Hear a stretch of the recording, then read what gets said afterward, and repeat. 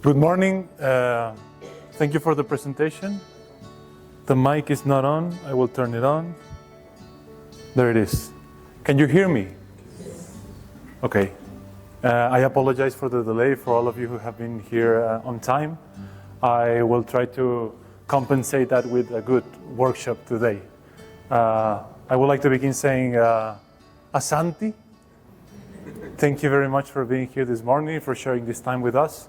And I also would like to maybe apologize in advance. I'm Mexican from origin. We speak Spanish in Mexico. And I've been living in Spain since 2005. And they speak even less English in Spain. So this is not my first language. I will try my best to explain myself in detail. Please, if there's anything that I have not explained properly or I'm not being clear, do not hesitate and tell me, hey, say this again, no? Or explain it better, and I will go back to it. I would like to begin with a small group activity that we can do together. All of us here are educators, right? Can you raise your hand if you're working in a school? Okay, so most of all, is there someone who is from the university level? Okay, we have a few, mostly schools. Okay. Please, either if you're in a school or in a university, think about your students. They will be in your care for many years. Some of them might very well spend more time with you than with their parents. No?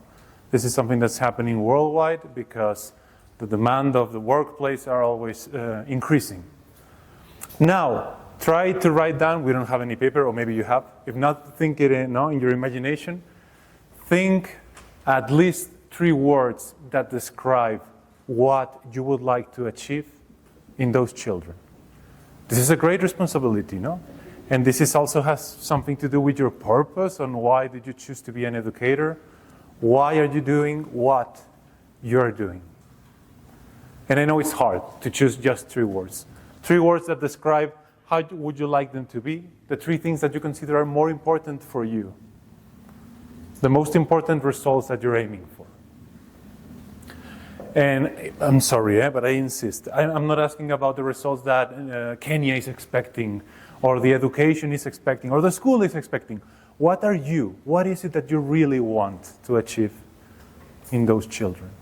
I would like you to choose just one of the 3 words. Happy. Happy. Virtuous. Virtuous. Ethical. Ethical. Resilience. Thank you. Responsible. Integrity. Integrity. Thank you. Independence. Yes? Inquisitive. Well, thank you very much. You participate way more than people in Spain. People in Spain are way shy. Auditor, please, at least 3, say something. So, I've been doing this at least in 16 countries all over the world. And I think the answers that you have given are pretty much the same. No? I'm going to put here a slide that I always use. I keep updating it time after time. But these are the words that you usually find. No? Being, I see happy has appeared. No? Responsible. Grateful, just, citizens, patient, magnanimous, proactive, joyful, which is happy, related to happiness. They are kind people, respectful, sincere, honest, humble, nice. So, I don't think this might surprise you. No, I think in general, this is what educators say about what is really important for them to achieve. No?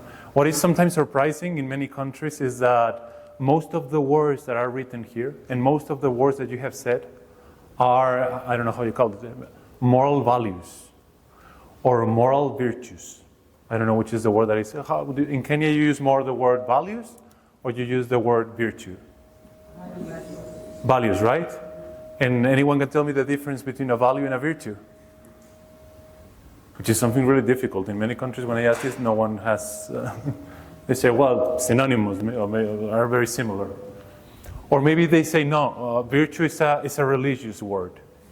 instead of values being like a lay world. No? But I don't know. It will depend. But these are moral values, no? And maybe it comes as a shock when they say, hey, the most important thing in public schools or in private schools are moral values. And they say, no. The important thing in schools are academics, math, English, whatever, no? And well, okay, but this is what you have answered. No? When you inquire educators what is the most important thing for them, they never say, I want them to make differential equations of the third level. I want them to learn 5 languages. I want them to know all about history. These are good things, and we should aim for that. But when you ask what is the most important thing for you, these are the kind of things. So I want to begin with this because this is what I consider to be a good person or a good character. Maybe you have seen in the website that this was an invitation to a workshop about character education. I think it's important that we define what do we mean by good character. And this is what I mean. Is what do we do in education in an intentional and strategical way to achieve this? This is what we're going to be discussing this morning. And sometimes these words are problematic because you say, hey, I want them to be just citizens. But what do you mean by just? No? Or I want them to be resilient. What do you mean by resilient, really? No? And is it fair or not? So if there's any problem with those words, or if there's any problem with, in some countries, they have a problem with the word virtues, and they say that these are virtues. I don't have any problem avoiding the word virtue. I'm not going to be talking about virtues during the presentation, as a matter of fact, because I don't need to. Because when I talk about this, everyone agrees. No? And when I tell them, hey, I would like the students I want them to be persons that care about the people around them, that are not indifferent to anyone being left behind, everyone buys this. And they say, yes, I would like my students to be this way. I want them to be citizens that are not dominated by haste or by the many things they have to do. I want them to be serene, to listen, to reflect, to transmit peace. No? Have you ever been with someone that transmits you peace and how we like to be with them and spend time? Yes, I would like that for my students. I want them to be persons that speak their mind, combining courage with prudence. They do not remain silent or indifferent when facing injustice. I don't want them to just get rid of problems. No, I want them to face them. Their life purpose is aligned to what they do. They seek to contribute to the common good and also find satisfaction in doing so. They know that what they think, their opinions about matters, or their solutions are not necessarily the best ones. They are willing to collaborate with others, to listen, and maybe find a better solution. Of course, they are kind. It's a pleasure to spend time with them. They are friendly, endearing, modest, easy to deal with. This is another dimension that is really important, no? Because if they are cold-hearted people, this may not be the best scenario. Also, doing their job well is a fundamental part of their life. They're open to learn, to improve, to grow, to do their job better every day. And finally, we want them to be the kind of persons that are moved by who they are, by their identity and integrity. These are not people who need to be surveilled. These are people who do not have to be watched to comply. We want them to be people that can be trusted. So I insist, if anyone has a problem with moral values or with moral virtues, if we don't talk about that and we just talk about this, I think we might come to a common agreement, no? That, hey, this is what we would like for our students. To educate a person in academics and not in morals, it's I think I shouldn't be coming in the front, no? Because the sound gets affected. It's to educate a menace to society. And it's true, we don't want to have very smart people who are looking only about themselves, no? Or that are willing to take from others just to, for them. And finally, one thing that I think is important or central to the presentation that we're going to be doing today is that you may have heard of other educational movements. Come mostly from the field of character education. but maybe you have heard about moral education or moral values education. I think this is something that has begun recently in Kenya, no? And it's in the competency-based curriculum, no? About values, moral values, etc. Social education or social emotional education is also that is growing rapidly around the world for the last 2 or 3 decades. Also, positive psychology has their own proposal, positive youth development, positive education, or personalized education. So I think one of the biggest problems that we have right now in education is understanding that all of these are more things that you have to add to ordinary education. It's like, hey, we have the ordinary education. We have math, English, science, social sciences, whatever, no? And we need to add character education. And now we need to add emotional education. And now we need to do it personalized education. And then we have, some people understand this as more things that have to be done. And I think that's one of the lies, no? Or one of the fallacies of the thing. Because, hey, can you do good education without taking into account the person? We would say, hey, this is not good education. Without taking into account morality, as Roosevelt said, no. Well, you will have menace for society. That will be a failed education. Can you do good education without taking into account emotions? And this is not something new. Some people think that this is very recent, but since Plato, Aristotle is quoting Plato on how emotions were so important in education. So more than thinking that these are more things that have to be done, all of these are movements that have flourished in the last 7 decades, trying to return something essential that has been lost in education. But this is the essence of education, all of this. So more than adding more things, I think that what all these movements are trying to do is to restore the noble and original meaning of education. And I think that this is something that the government of Kenya is trying to do with the last policy of education. And in that sense, I agree with Marvin Berkowitz, my mentor, that good character education is good education. It's not something else that we have to do. Maybe this, for me, it took me a long time to understand what he really meant by this phrase. But I think this is one of the greatest ideas that he has. And maybe by the end of this morning, we will have it clearer, or I would like to explain it more thoroughly. Very well, and now, coming to the presentation, framing thoughts. We call this framing thoughts because we think that part of the problem that we have in education to promote values, or to promote character, or to promote the growth of the person is the frame. The frame in which we see this challenge. The frame in which we face the problems. The frame that limits us to a certain number of solutions and of things that we can do. It's a very limited frame. It's a frame that we have explored for the last 8 decades, and I think it's already wasted. So maybe it's a little presumptuous of me, but with this presentation, what I will try to do is to open this frame, or break it, and try to see things in a different perspective. I think educators all over the world have their own theory about education. You have your ideas of what is really working, what is not working, which is the problem. The real problem is this, no? So I'm not trying to make you quit your theory or the way you see things. I'm just going to invite you to add something else that is perfectly compatible with the theories that you already have. So don't think that I'm trying to convince you to, or trying to win you over to my side. Even though if I win someone and you like it, you're welcome. No, it's fine. But this is not necessary. No? This is an invitation to see things from another perspective. So the first idea, we're looking below the light. I'm going to tell a joke. And I want to say that it's not a funny joke, so don't have great expectations. It's a philosophical joke, okay?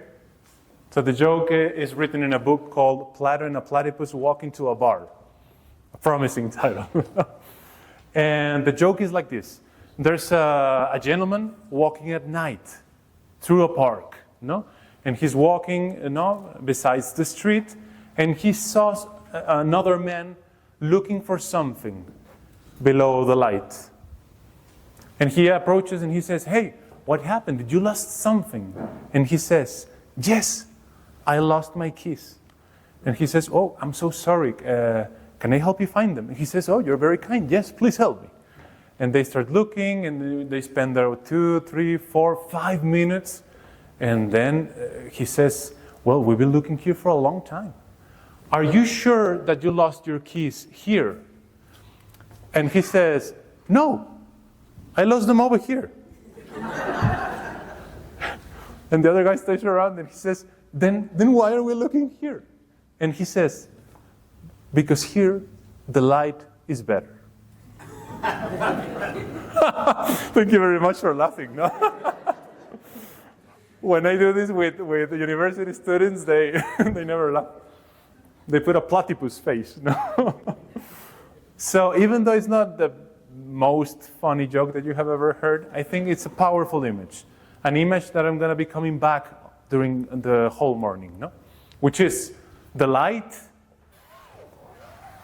and the darkness with the keys.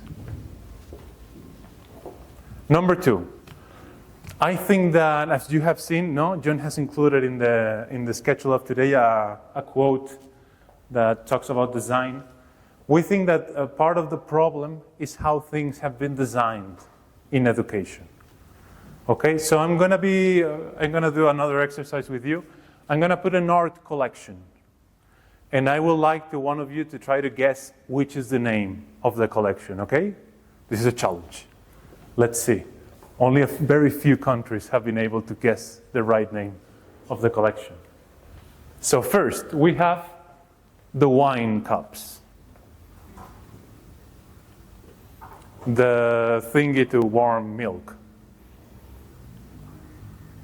the spoon,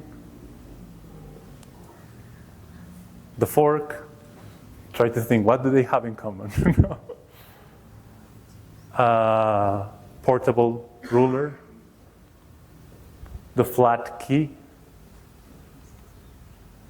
the glasses, and finally the toothbrush.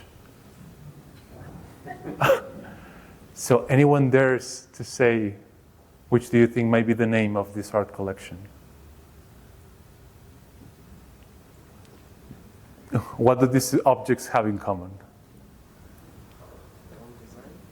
What?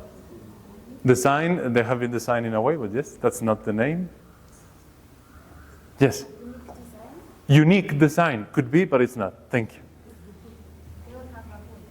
Not have a? Don't have a hole. Thank you, Luis. Frustration. Could be, but it's not. What else? Yes, please. What? Tools. Could be, but it's not. Unusables. Could be, no? It will be hard to use them. A better one? Strange. Could be. Just one more, please. Over here. Unique. Could be, but it's not. I think, no, we have already said that one. Okay, thank you very much for trying. You know, I think some of them are similar to the name. The name is written here, even though it's blurry right now. You cannot see it. It's called The Uncomfortable. The Uncomfortable. Because it's very uncomfortable to use these things, you know? And I think he has a great idea, because look, sometimes people look at these wine glasses and they say, "Oh, they're so fashion. I would like to have those kind of glasses for Christmas dinner." No? I'm going to buy them. But then when you start thinking like, "Hey, how am I going to drink from this?" I will need to have someone here, cheek to cheek, no? Drinking together, no? And if you have a big nose, this is going to be a problem. No? This might get your hand burned. This doesn't make any sense. No, the fork. I mean, all of them, they might look shiny. They might look precious. They may look attractive. But if you look a little bit closer, you see they're not worth it. They are not well designed. No? And no, they may look attractive, but they're not useful. So after we use this in our workshops or whatever, we put this quote by Paul Houston, the former executive director of the American schools. I think it's a strong quote. Schools are perfectly designed for the results we're getting. If we don't like the results, we need to redesign schools. I like this approach, first of all, because it's not an imposition. He's not telling you that you have to redesign schools. He's saying, hey, if we don't like the results, maybe, there's a problem with the design. You know? We're always asking principals, hey, what needs to change in your school for things to thrive? And we have 4 top answers. The first one, I don't know which is the order, no? But they usually say at the beginning, the students. The students need to change. That's the problem. No? Sometimes they say, no, it's not the students. It's the teachers. The teachers are the problem. We don't have enough good teachers. We need to have better teachers. Then they say, no, you're wrong. The real problem are the families. The families want us to do everything. And they're not taking an active role in the education of the children. No? And finally, we have some people who say, no, it's the government. The government is the real problem. Those are the ones who need to change. No? So we tell them, no, there's a problem with these 4 answers, and is that it's very highly probable that none of these things are going to change. This doesn't depend on you. You will very well have the same students, the same teachers, the same families, and the same government, or even even worse. So you need to stop relying on other people to change, no? And start focusing more on what is in your power. What is it that you can do? There are some things that you need to accept and that you have to work with them. But there are things that are in your hands. So we think this redesign, no, or the design of the ordinary things in a school is something that is in your power. Mostly if you're a school leader. Because you're like the key piece to do this kind of thing over there, no? So many principals in the world complain about teachers not being committed to the school. Teachers that only want to do the minimum work. Mediocre teachers. No? And we tell them, hey, maybe you had bad luck. Maybe you had the stars aligned and you have the worst teachers ever. Or maybe your school is perfectly designed for teachers not to engage with the school. Maybe your school is perfectly designed for teachers to be burned out, to be tired, to have low expectations about their work and about the students. No? Many principals complain about children. Children do not reflect. Children don't read. Children, the parents give them the smartphone since they are 5 years old, and no, their head is messy and we don't have anything to do. Could be that you have the worst students and the worst parents and whatever, no? Or maybe your school is perfectly designed for children not to be reflective. So this is another perspective. Hey, let's look at ourselves first before we take a look to the others. Number 3, I'm going to put just 7 ideas. This way you can see when I am reaching the end of the presentation, even though I will make a break at the middle of it. A break so that we can discuss with whomever is besides us. What is not necessary nor sufficient? When we're designing a service or a product in a school of design or whatever, students are told that it's very important to identify what is necessary to have a good product, to fulfill a good service. And also what is sufficient, because we usually don't have infinite resources and we want to save some of them and have more money, whatever. No? So I'm going to begin with the contrary approach. What is not necessary nor sufficient? So when we go around the world and we ask schools, hey, values are important for you. Virtues are important for you. Character is important for you. They say, yes, this is important. No, this is the most important thing in the school. So we tell them, hey, if this is the most important thing for you, what are you doing to achieve this? And they tell you the following. So first of all, everyone says, hey, we have a curriculum. We have lessons. We have classes. We have classes only for moral virtues or for moral values. And also we have maybe, we talk about some values in math class or in English class or in history class. And we have, everything is infused with values, very well. We do collaborative learning because this is a technique or a method that has shown that is very helpful to develop social skills. We do the flipped classroom to promote responsibility. We do service learning, or we do community service. We go and pick up the trash in poor places or in the slums. We have more people doing mindfulness or doing yoga. Welcome, good morning. So the children calm down and are more more receptive of what we tell them.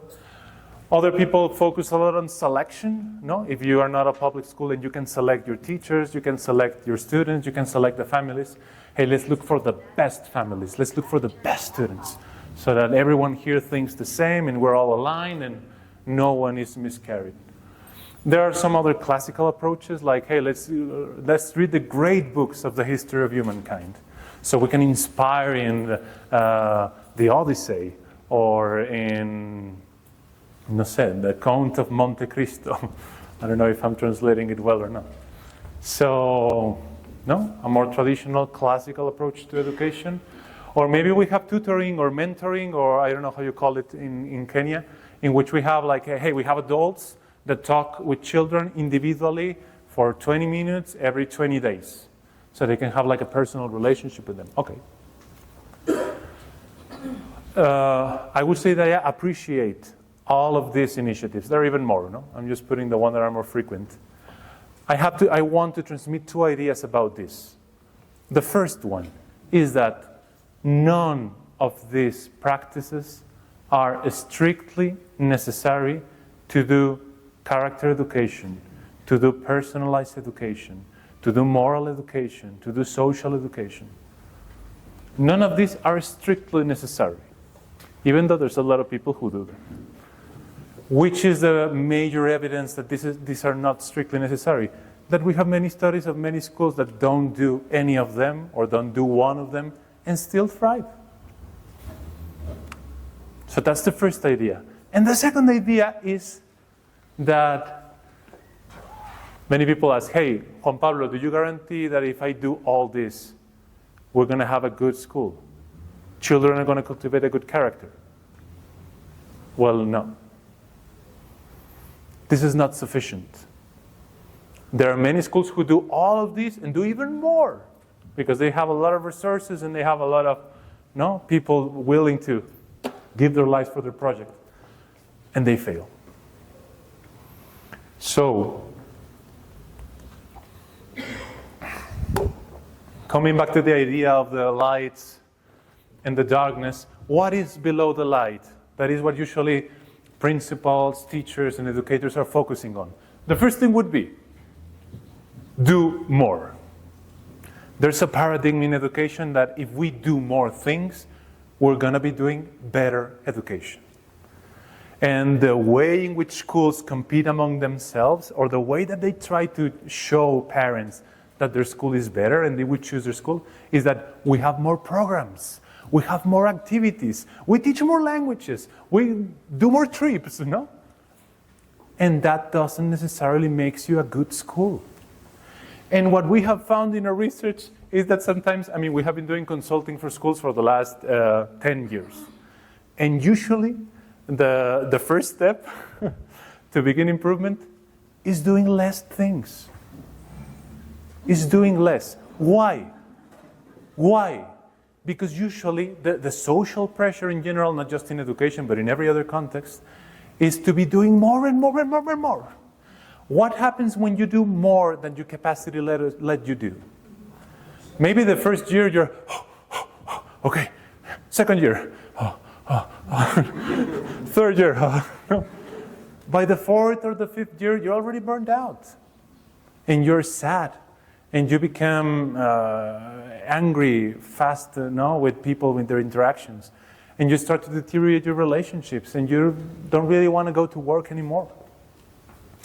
And when you have to rest to get out of a burnout, some people think that, no, let's let him rest for 3 months on summer. And no. If it takes you 5 years to burn out, it takes you another 5 years to recover. It's not something that no, this is not just something that I need to take a week off in the Bahamas. Do more. Then many people is thinking that, hey, we have not found the method yet. You're doing Kumon. Kumon, are you familiarized with Kumon? This methodology to learn math? No? Kumon is is no longer the best method for math. It's the Singapore method, no? This is what we need to be doing. Or maybe IB, are there IB schools, International Baccalaureate? This is something that has been long done in Latin America and in the US, but for example in Spain they have just begun this. And it's a methodology that takes a lot of time to implement, and they charge a lot of money to have this logo of international school. And sometimes that doesn't even help. We've been long time searching for different methods. And even though I think that methods can be very interesting to promote a certain technical knowledge or technical capacity, there's a lot of research showing that the method is not necessarily significant when you're trying to promote the growth as a person, or when you're trying to promote character development, or when you're trying to promote values. It's not an essential thing. Hey, we need more resources. If we had more money, then things will be thriving, no? Then we will have the best teachers, then we will have the best facilities, then we will have the best students, and everything will be okay. What we have found, or maybe selection. If we had better teachers, if we could select better families. We have been doing this, the work that we do has been done since 1998 in St. Louis, Missouri. St. Louis, Missouri is one of the poorest cities in the US. It has a lot of poor schools, a lot of violence, drugs, discrimination, racial discrimination. And when you go into a classroom, you have 20 different colors, 20 different religions, and it's messy. No? So in these public schools that don't have money and that cannot select their teachers, they cannot select their students, they cannot select their families, they have thrived. They have done even better than many private schools that have a lot of money and that have very rich families. So this makes you question yourselves, hey, is this really necessary to have a good school? And finally, many people think this is a communication problem. Many people think, hey, the teachers have not yet understood why are we telling them to do the things that they have to do. No? If they understand us, then they will be happy and they will be making an effort to do these things. No? Why are we doing these things? No? So I agree that this is an important matter. But the thing is that I met schools that have been doing this for the last 50 years. And I asked them, hey, if you have been trying to find the right language, the right way of explaining yourself, if you have done long videos, mini videos, and still that's not making a difference, doesn't that make you suspect that the keys are not here? So I insist, this is an invitation. No, what I'm saying, I'm not saying that any of the things are bad. No. I mean, if you can do more things, that's very well, let's do it. No? If we have a better method, if we have more resources and we can select people from the Ivy League or whatever, that's fine.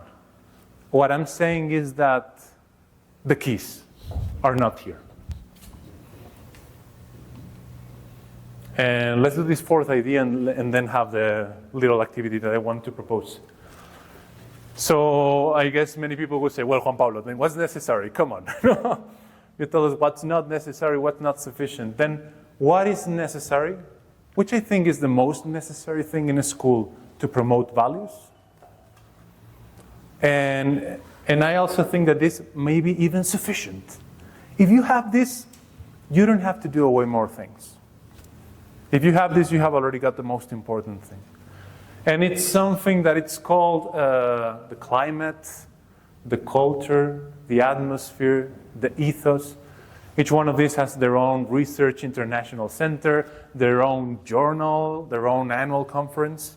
No? And even though they don't come to an agreement on which is the difference between all of them, this is not something that I need to explain to you.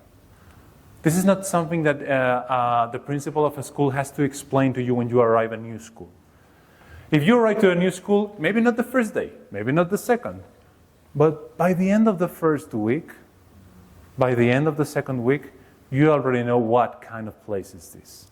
You already know how things are done here. You already know why things are done here. How are the relationships? How are the motivations? So you experience the culture. You're not being explained the culture. If we come back to what I told you at the beginning, hey, what is it that we like to achieve in our students? No? These characteristics of a good person or a good character. So now, I'm going to show first an example of a bad culture. How is a place in which this is very difficult to cultivate? And then I will put the counterexample, no? A good culture. No? So let's begin with the bad one. No? Students and staff do the minimum essential work. They miss school at the slightest opportunity they can justify it. No? We find this every country. No? Many people who don't like their work. If there is a chance or I have the possibility to stay home, I prefer to stay home than going to work. And that's a really important signal. No? If people are not thriving, if my job is not the place to which I want to go and do good to the world, there's something very wrong. Teachers and or staff not collaborate or discuss the solutions for their challenges. Everyone works individually. Everyone is just looking after themselves. And there's no relation, there's not helping, there's no collaboration. Bullying is practiced by students and teachers. I teach teachers now, or the university students that are going to become teachers. And one of my top students, they were admitted at one of the top 5 or top 10 schools in Spain. Really nice schools, in the top rankings of everything. One of them went to Bilbao, and another one went to Madrid. And they called me at the beginning of the year, and they said that they arrived and they were received by a senior teacher, like a mentor, no? A teacher with a lot of experience working in that school. And the teacher was showing them around, giving advice or whatever, and they told him, hey, I'm going to give you the most important advice that you must never forget in this school. And it is, you either killed or you are killed.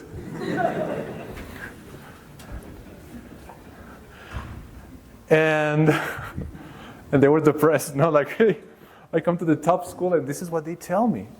But then when you go and visit the school, you see that this is really good advice. No?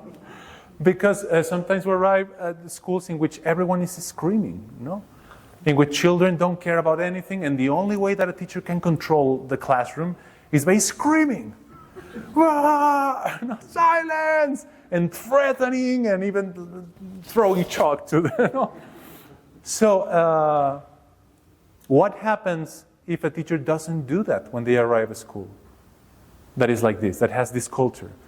Well, the principal might go by and they see all the children standing up, making noise and whatever, and they say, hey, this is a very green teacher. He doesn't have experience. He doesn't have authority. Let's take him off and let's look for a more prepared teacher. But no one, it's very important to see that screaming and threatening children is no way of treating them as a person. That's not education. That might be control. But that's not education. And I understand that it will depend on the culture that you're into. No? And maybe this is the only way that you can do things. But we must remember that this is not education. It is well seen to cheat and get away with this. It is something that is admired by students. No? And finally, people in this school do things based on threats, punishments, or on a positive approach, rewards, or recognition. Something that can only be done in a surveillance environment. So there are many reasons why all these things just lower our spirit. Just maybe not, this is not like throwing rocks, no? And that you get injured, you have blood. This is something that hurts your spirit little by little as time goes by. And it takes years. But once you spend there like 5 years in this kind of culture, the teachers are the first ones to wear down. And this is not really helping students neither. So, on the other hand, how is a culture that helps us to thrive, to grow as a person, to cultivate integrity, to develop a good character? Well, I live in a school in which people care for one another with designated times and spaces and activities to meet and share. Not because people are so generous with their time and they have a lot of free time, because there's someone there who intentionally and strategically has designed things in a way for this to happen. Because this is not usually happen by itself. You need to try to do this intentionally. Because if we don't care for one another in the school, if the adults are not the first ones to care for one another in the school, it's impossible for all the other good things of the school to happen. There is time for reading, to reflect, to have conversations. Haste and busyness do not rule the school. There may still be times that we have to achieve, and there are tasks that we have to fulfill, but this is not the rule. Everything can be discussed, every voice is heard, and decisions can be made collaboratively. We can talk about the things that are important for us. There are not taboo topics, which really hurt every community, not only schools. Absenteeism is not an issue. People want to go to school. Teachers want to go to school. Students want to go to school because they grow, because this is helping them, this is doing good to them.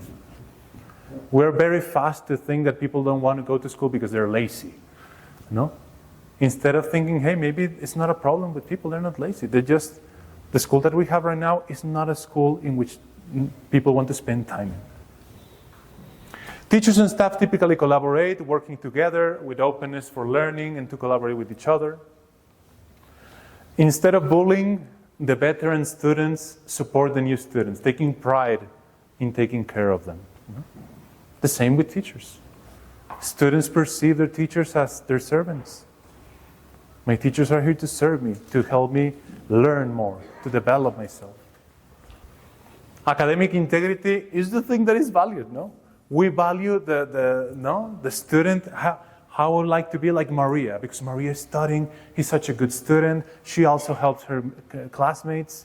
No, she's gonna go to a good university. She's gonna marry a very young, good man, and I would like to be like her. Instead of marrying the guy who cheats and is lazy and is not doing anything. People's motivations stem from their own identity and integrity. Instead of being surveilled, people are trusted in this kind of culture. No? Many leaders all around the world, not only in education but in general, want to avoid risk. They want to get rid of any chance that something bad might happen. We don't want to have any risk chance. What's the problem with eliminating any risk? That there cannot be trust if there is no risk. Trust can only exist if there are risks. Because if there is no risk at all, what are you trusting?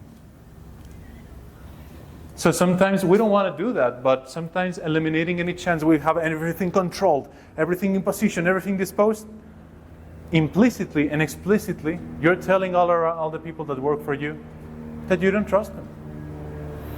Have you ever been in a relationship in which someone doesn't trust you? Maybe a father, maybe a mother, maybe my wife, or maybe my husband, maybe a friend, maybe my boss. It's a destructive relationship. We need to feel trusted. So, coming back to the darkness and the light and the keys, where do we think the keys are?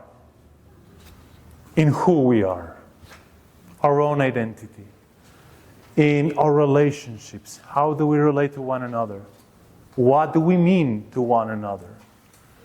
Our integrity that we were mentioning at the beginning of the presentation. What really is moving us? Which are true, our deep motivations? Why are we doing this? If we're here to serve others or just to serve ourselves? If we trust or we do not trust? And finally, peace. If my school is not a peaceful place, it's very hard for everything else to happen. And so in this moment, the image of the light and the darkness is particularly relevant. Because look, all of the things that are here, these are things that you control. These are things that you can demand. These things can be assessed, can be evaluated. All these things can be written in a contract. This is in your power. None of these things can be controlled. None of these things can be demanded. None of these things can be assessed. Or maybe there is a way, but it's very expensive and it takes a long time. None of these things can be written down into a contract. Can you put in a contract that your teachers have to smile to their students? No. But if your teacher doesn't smile, I think everything will go wrong in that school.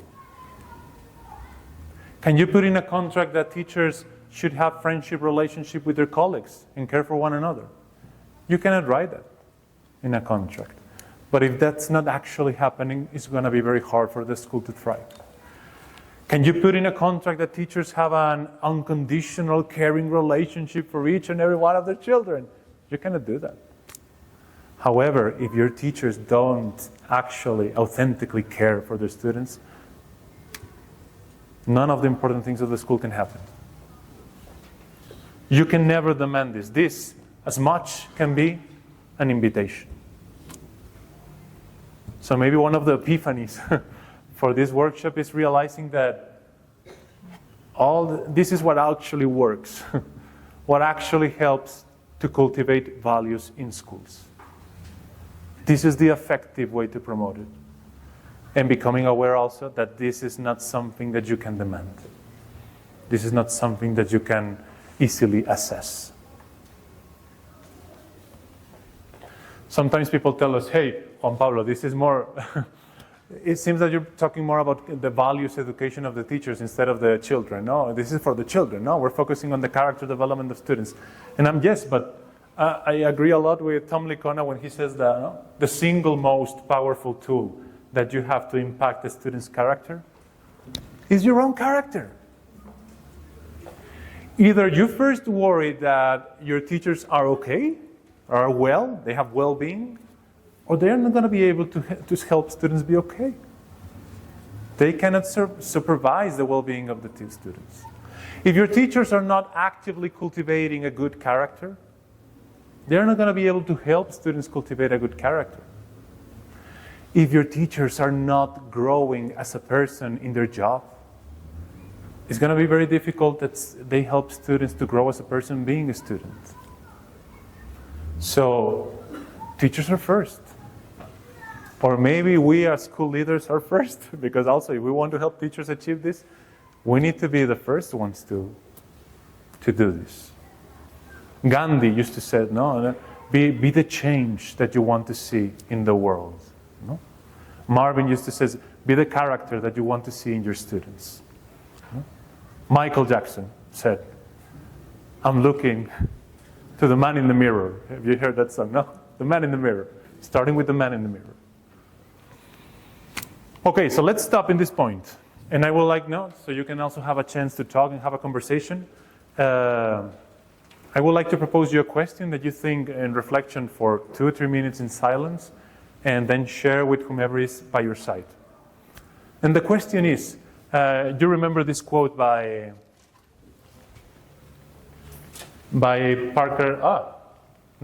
Paul Houston? Schools are perfectly designed for the results we're getting. If we don't like the results, we need to redesign schools. I would like you to think, what is this phrase telling you now? How do you think this connects to the design that you have in your school? Think it individually for 2 or 3 minutes, and then I will give design to share with the people that we have besides us.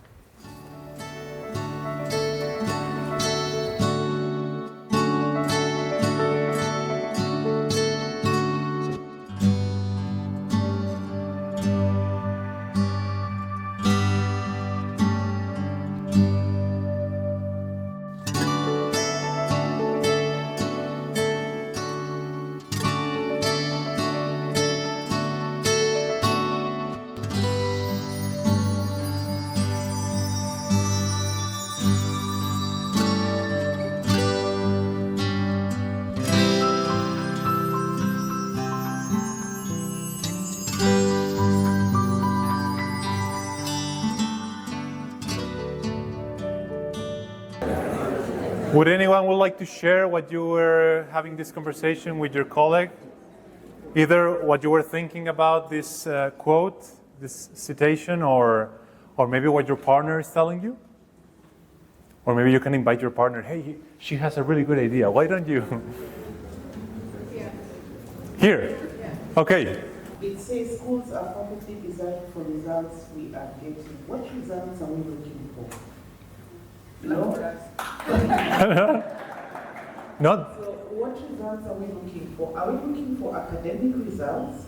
Are we looking for human results? Are we looking for spiritual results? So depending on where you're leaning, more often than not, you go to the point of not liking the results. Designing things in a way in which all the people who live in your community have a voice, and have a voice that can mean something in the life that we share, in the life that we have in common, is without a doubt one of the most important things. But I cannot enter into that today. We do this in our leadership training, hey, how to design things to effectively promote this. But I agree that this is a very important part of it. So let me go fast.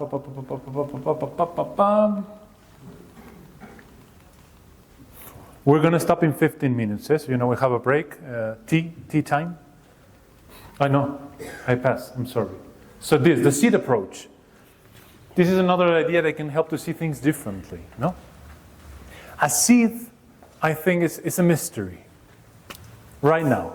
Maybe not in the future. But right now, a seed is capable of having soil and water and transform that into a banana, or a tomato, or a potato, or whatever other fruit or vegetable or whatever you want to eat. No? This is not something, there's no any technology right now in the world, no company, no artificial intelligence that can take soil and water and transform it into food.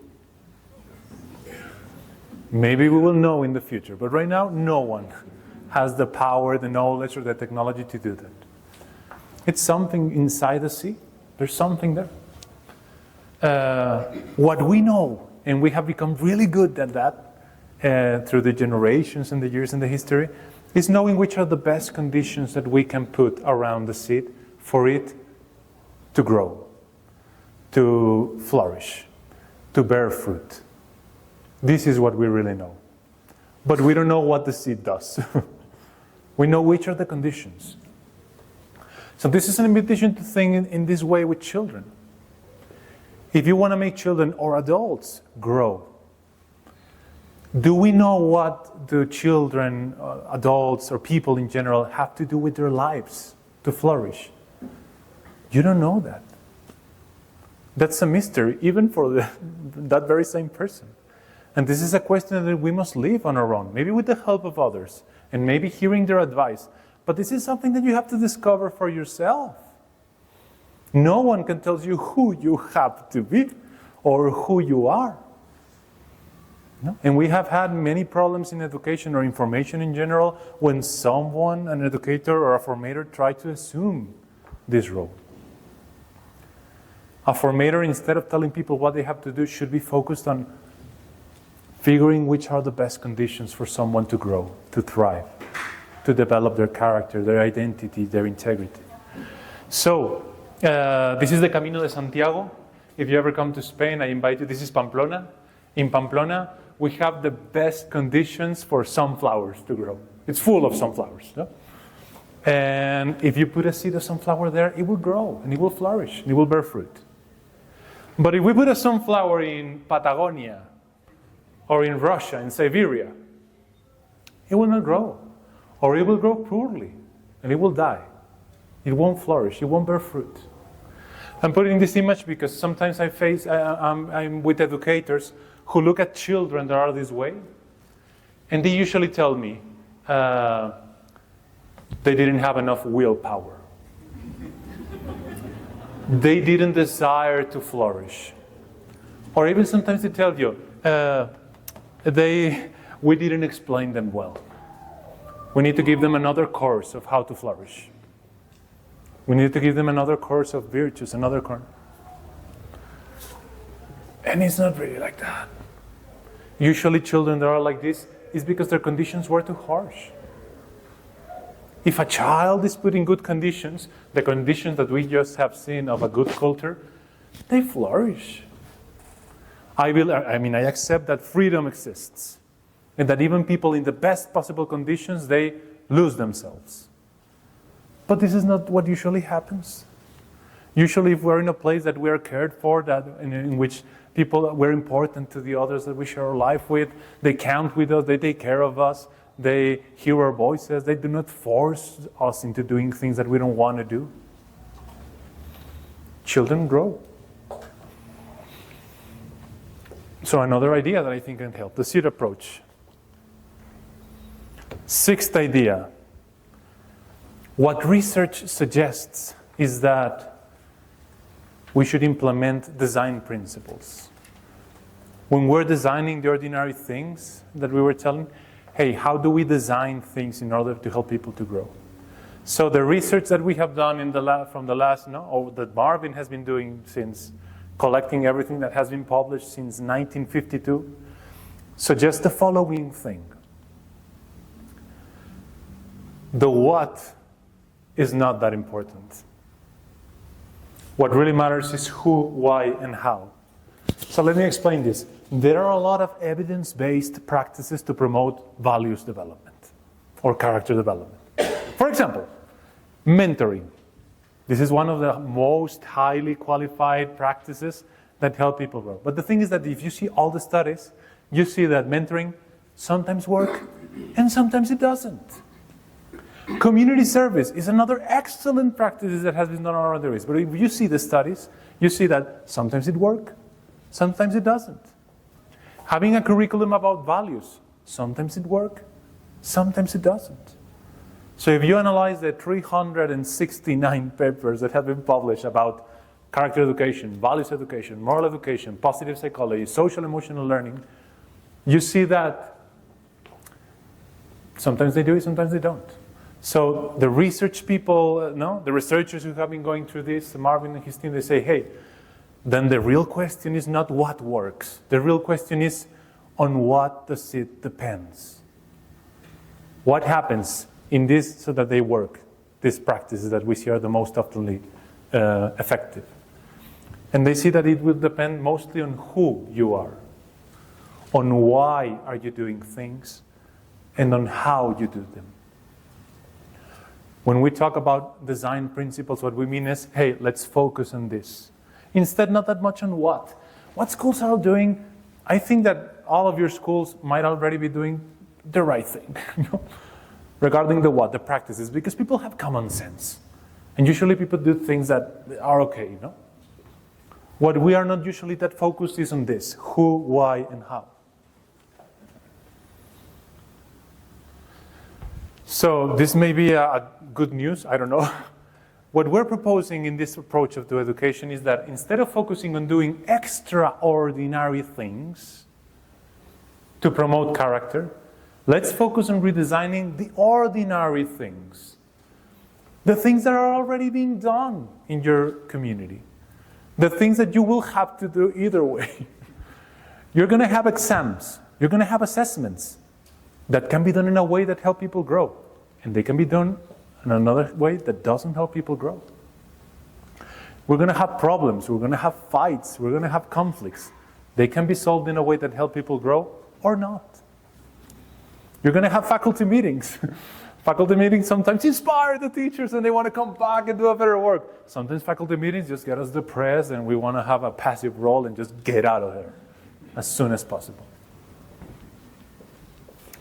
I insist, when we ask schools, hey, what are you doing to promote character development, values education, moral education, they always tell you this. What they never tell you is, we have math class. During math class, that is the context in which our students grow as a person. The school bus. The school bus is the place where we cultivate values. When we go to the museums or in any other excursion, playing sports, doing a science project, the faculty meetings, the ordinary faculty meetings are the ones that help us become better teachers. the Christmas festival, the collaborative teamwork or whatever, recess, or the fights that we have, are an excellent opportunity to grow as a person because we can solve those conflicts. So what we think is that, hey, this will never be more than 2-3% of what happens in your school. This is a very percentage of the time that you have in school. This, on the contrary, is the 97% of what happens in the school. So this is an invitation to say, hey, let's make the 97% of what's happening in the school be the opportunity for children to grow. Be the opportunity to cultivate values. Not by doing more things, because I think that all of us already have a lot of things to do. We are not in a position that, hey, let's do more things. No, I have free time. I have time to spare. Give me another curriculum, another program. So I believe there are several design principles approach. For me, the best one is PRIME. We have I will talk later in the morning about the PRIME Institute, about the PRIME model. It has 6 design principles. I'm not going to be going into them, but just see gyro, that one of them is empowerment. And by empowerment, they mean by giving the power of voice. So that, as you will say, we're saying, no, that children can collaborate into designing what happens in their life, no? At school. And finally, to end up with this presentation, character education is not an option. Many times people tell us, hey, do we have to start doing values education? Are you telling us that we must begin this? Do we need to begin doing character education? And we tell them, hey, you're already doing this, whether you want it or not. Whether you're doing it intentionally and strategically, or this is something that is left to the charisma and initiative of each one and every teacher that you have in your school. This is unavoidable, inevitable. If you have a chance to read this book, I really suggest it. For me, it's the best book of education in the last 30 years. It's called The Courage to Teach. We do a lot of this book during our training sessions. The first sentence of the book is, we teach who we are. You can be teaching science. You can be teaching math. You can be teaching social studies. Whatever you're teaching, you cannot avoid showing who you are. You cannot avoid teaching who you are. You can pretend for the first week or trying to appear like a very nice guy, but if you're not, children will see through you. They're very intelligent and they find out, And who you are is really going to affect their lives. This is not something that, no, that doesn't matter. No. Maybe this is the thing that matters the most. You cannot not educate for character. Double negative intentional. There is no off switch for character education. They're always seeing us. They're always imitating us. So this is when it comes, this is the harsh part, no? Imagine, have you ever had a conversation with a close friend of yours? Or a family member in which you would try to tell them that they need to improve some of their flaws? This is really difficult. It will depend on the culture, but in general, it's difficult. Imagine telling your brother or your friend or your husband, hey, you need to be more humble. You need to listen. You don't listen, man. You distrust people. You're a perfectionist. You're a paternalist. You coerce people to do your will. You don't forgive and don't forget. You have the need to control everything. You should trust people more often. Well, if this is hard to tell someone that we love and someone that we trust, imagine telling this to your boss. Imagine telling this to the school principal. Or imagine that a student tells this to their teacher. Hey, teacher, you don't listen, teacher, come on. You have to listen, Martin. You need to forgive. We weren't, well, I don't know. So, because of the position that we have, sometimes it is hard for someone else to tell us things like this. Though it is not impossible. There are some cultures that we have seen, school cultures, school climates in which this can happen in a very natural and organic way. And this is something that we should procure, because if not, no? This phrase is amazing. No? Your actions speak so loudly that I cannot hear what you're saying. To all these people who are saying, no, we have a communication problem. The problem is the message. They're not understanding us. We should tell them, well, that could be, but maybe it's that your actions speak so loudly that it doesn't matter what you say. The life that we have is already speaking a lot of who we are and why are we here. So finally, just 1 minute. No, these are you have this in the presentation. We began this at University of Navarra with the Templeton World Charity Foundation. We found this at the Center for Character and Citizenship, as I was telling at the beginning of the presentation. And then we also collaborate with the Association for Moral Education and Fundación Parentes. And I have to go to this side, sorry. If any of you are interested in research, hey, do these guys have studies that show that this is really happening or whatever?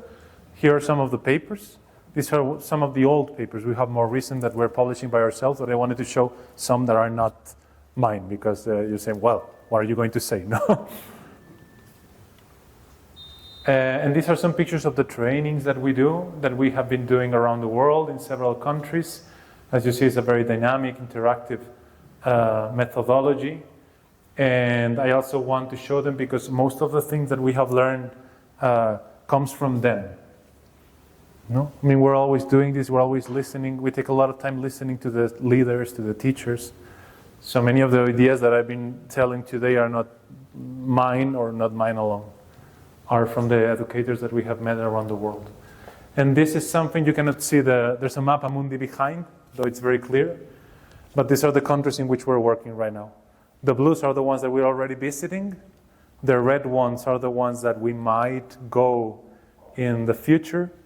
And the green ones and the purple one are the ones that the other colleagues are collaborating with. And I put it because I wanted you to see that, hey, if this is something that has been going on since 1998 and has not changed a lot, in a world that is constantly changing as the one that is in education, makes us believe that these guys at the Center for Character and Citizenship have found something important. And also, if this is something that is well received in many different cultures, with many different problems and makes us also believe that maybe the keys are in this approach.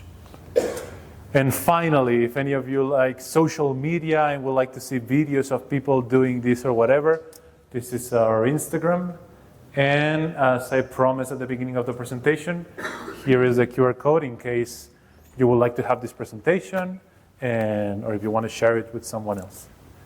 And so now we have time for a break. So why don't we, instead of having questions, we can discuss them during the break, during the tea time, and we will have another section for questions at the end of the morning. Is that okay?